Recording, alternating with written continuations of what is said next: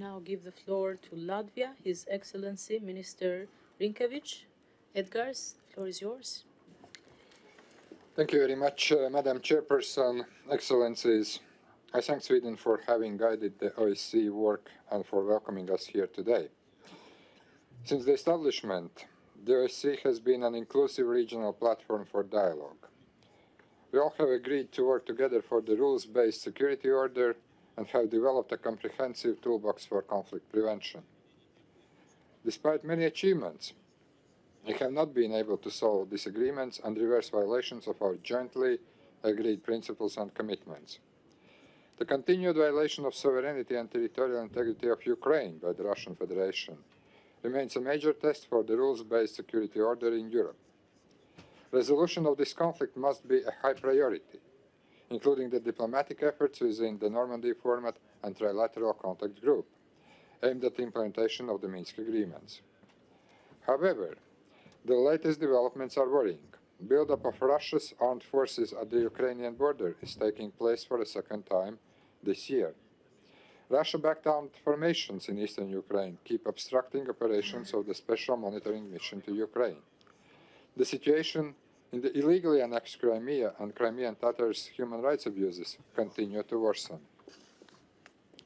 This policy of intimidation must stop, and Russia must engage constructively in the peaceful efforts to solve the conflict. Belarus has become a source of tension in the region. The authorities turned against their own citizens. They used methods unheard of before, even forced diversion of Ryanair flight to arrest a political opponent. Latvia was among the first to condemn the brutal human rights violations in Belarus and to provide support to Belarusian people.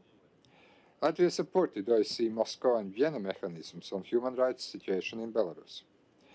Minsk has now launched a hybrid operation on the borders with Latvia, Lithuania and Poland. Belarusian authorities have been using vulnerable third country nationals, disinformation and provocations to organize an attack on the external border of the European Union. Belarus must take full responsibility for the situation and has to stop these inhumane and destabilizing actions. To prevent potential crisis from escalating, the OSCE must work towards resolution of protracted conflicts and sustainable peace in South Caucasus and Transnistria.